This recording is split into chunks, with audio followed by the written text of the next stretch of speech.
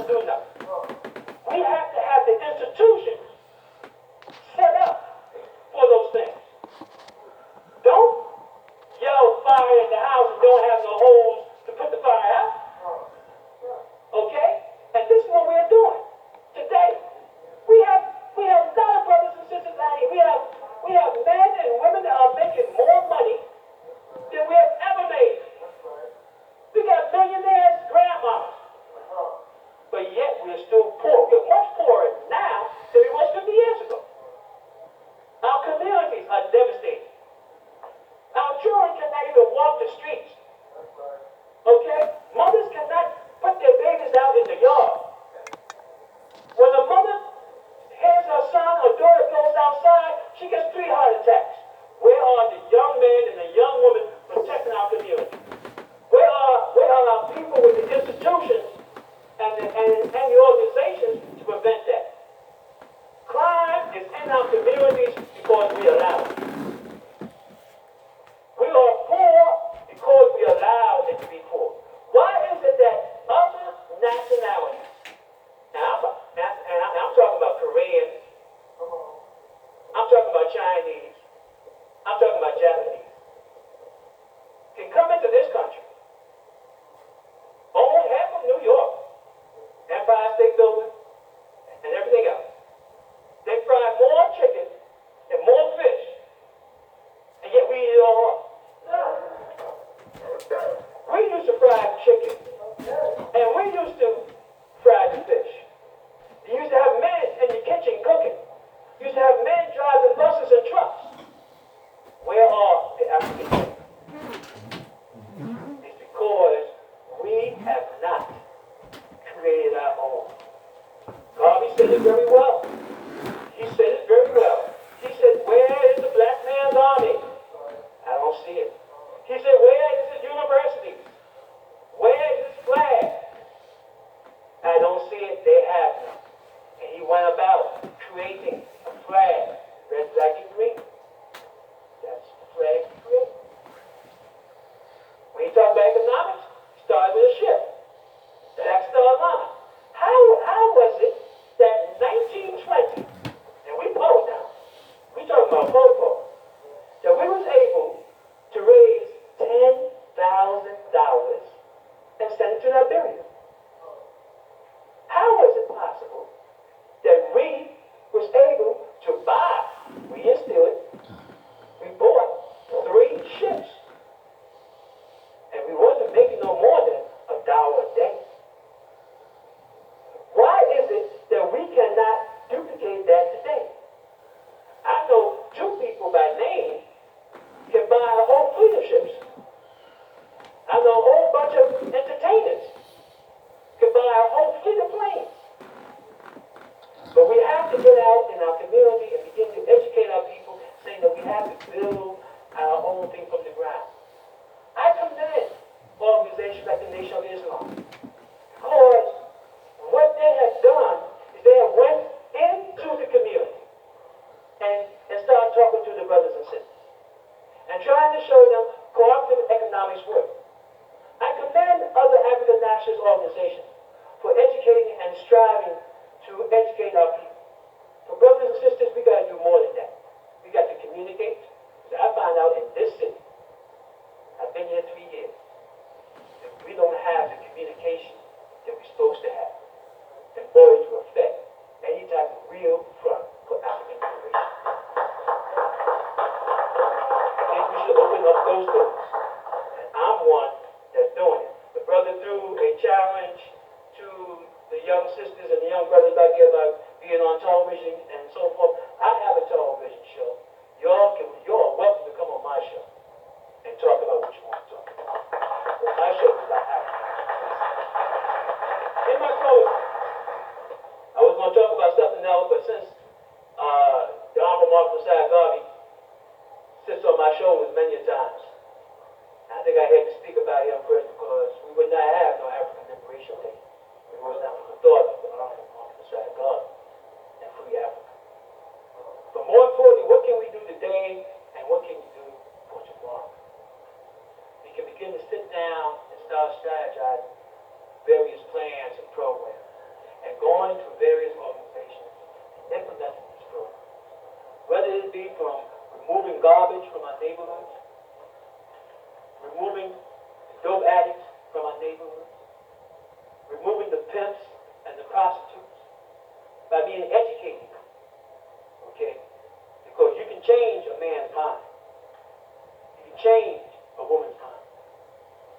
can't change them and let them disappear.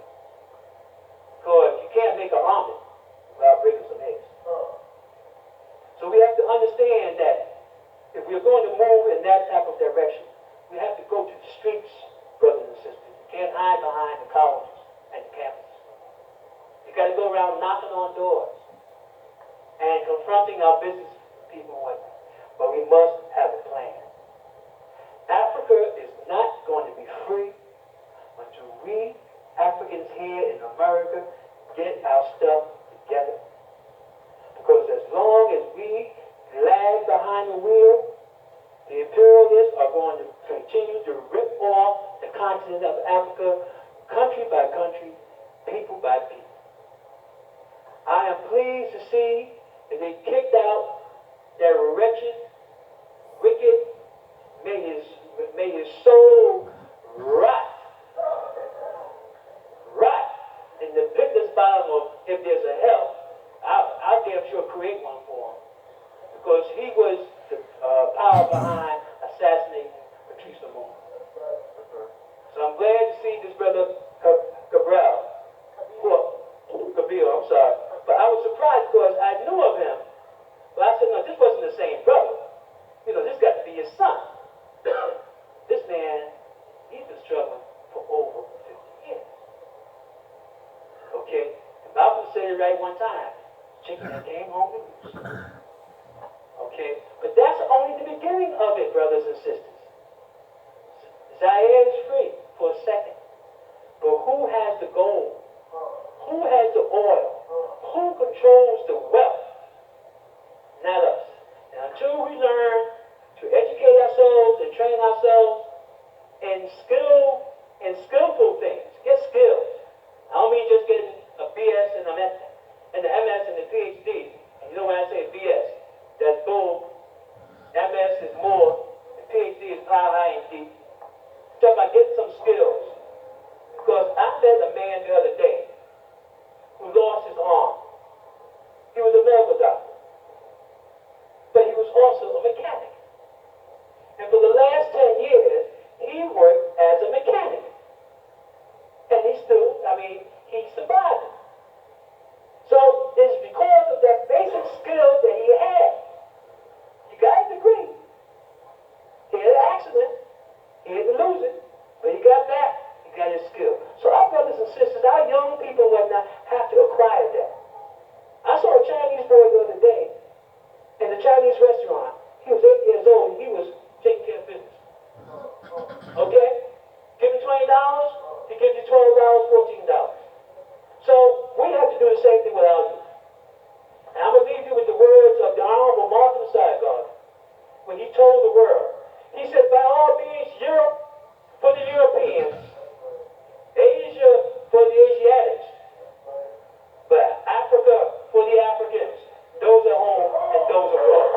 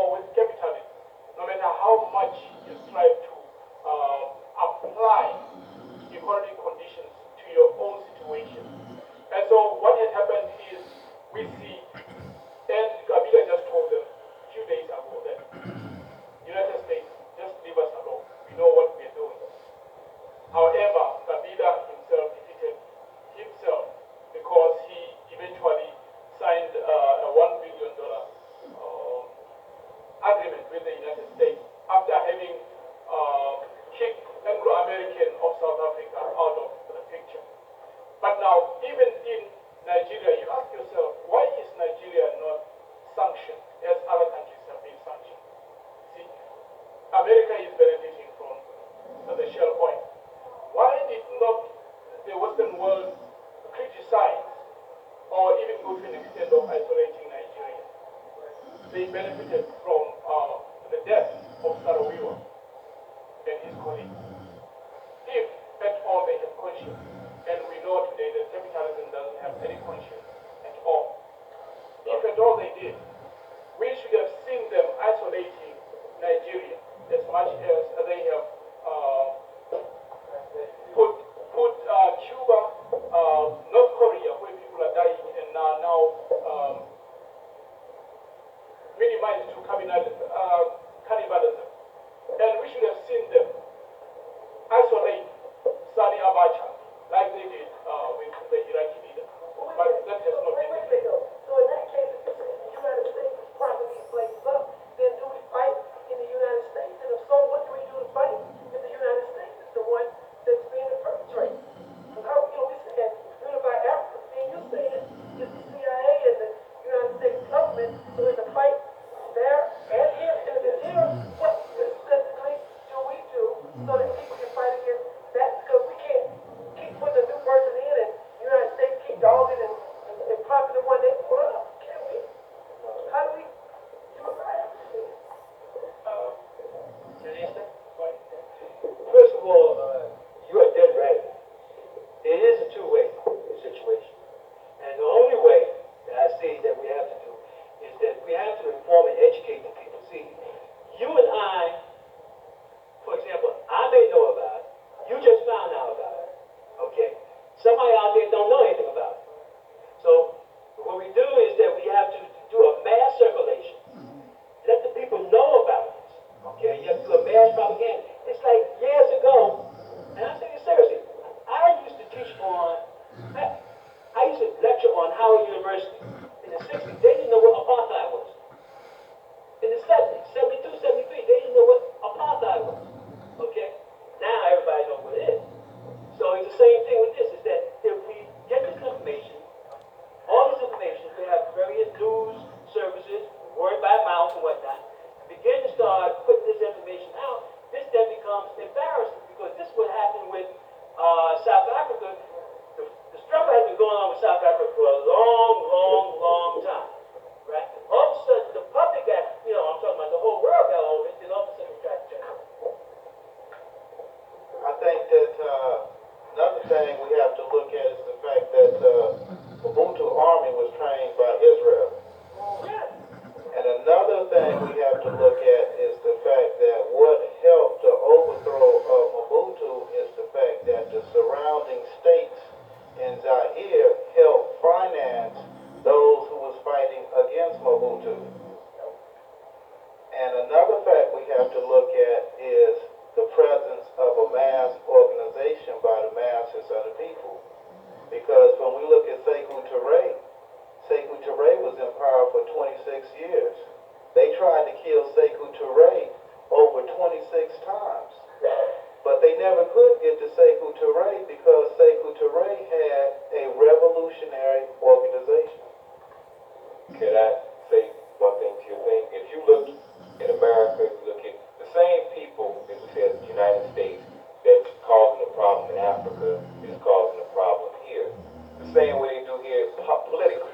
They will prop a Negro up, make him live lavishly, and so there are those who do not like how this Negro politician or so-called leader is, but there are enough that aspire to that, want to be like that person, that between those who aspire to be it and those that are afraid, that person stays in power. See, everyone's complaining at the bottom, and they do the same over in Africa.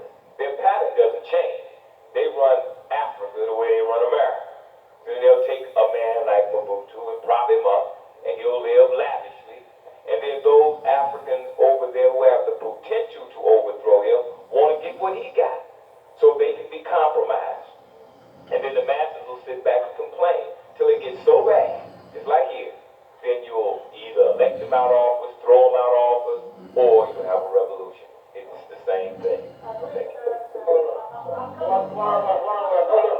We gonna get organized. Okay.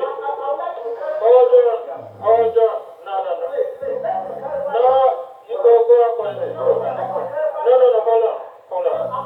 Your turn is coming. Jedi, let's get your question. What I'm trying to say here is that the information, no, it's information. When you go to Africa, I'm coming. When you go to Africa, listen to me. When you go to Africa, the United States, Russia, and Germany can broadcast straight to Africa.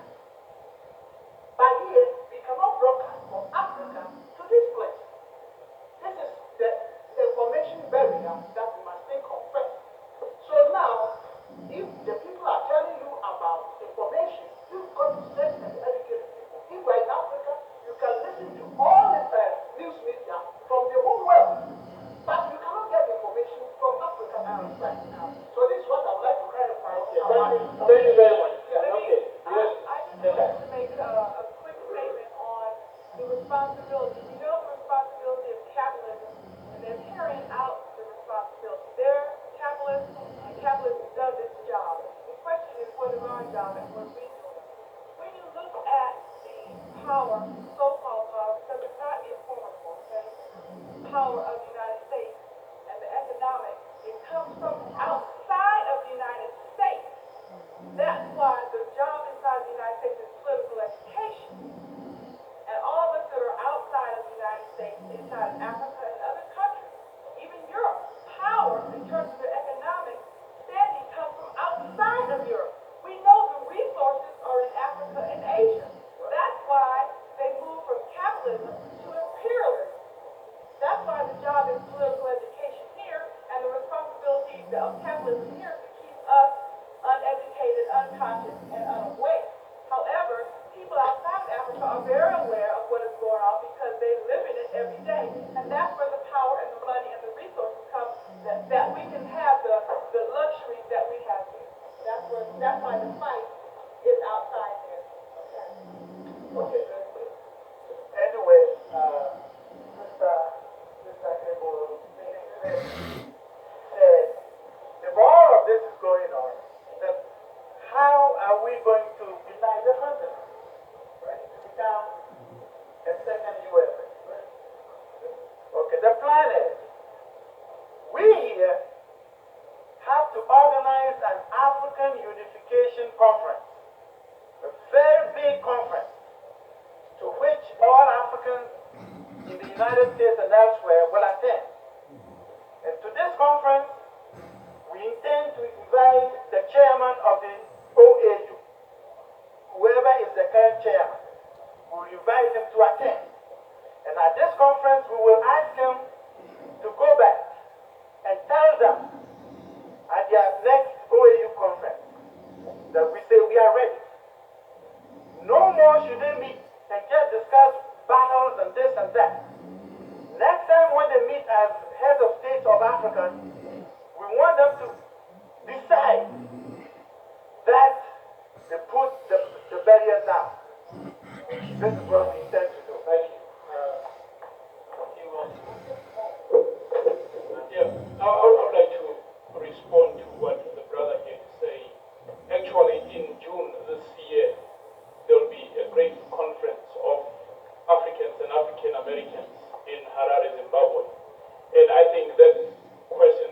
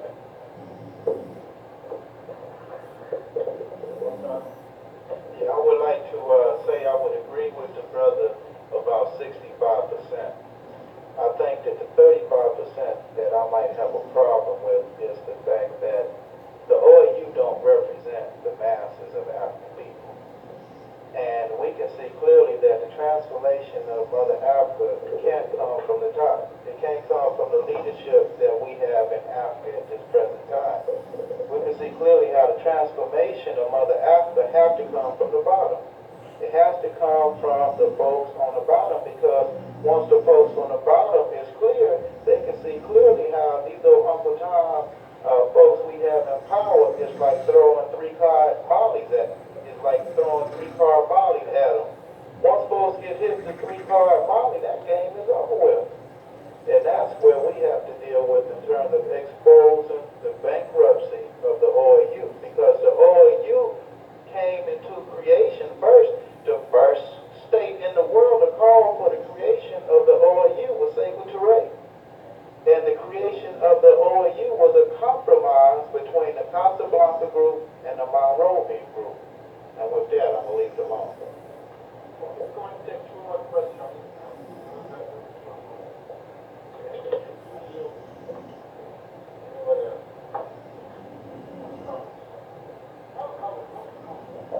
So much emphasis is placed on the masses, and it seems like equating the masses with being in the most degenerate situations economically, spiritually, and in other areas of our lives.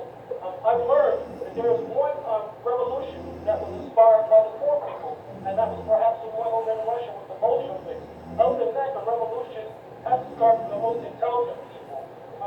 And aren't we taking it, aren't we really seeing, how are we interpreting the apathy of the uneducated, illiterate people in our society?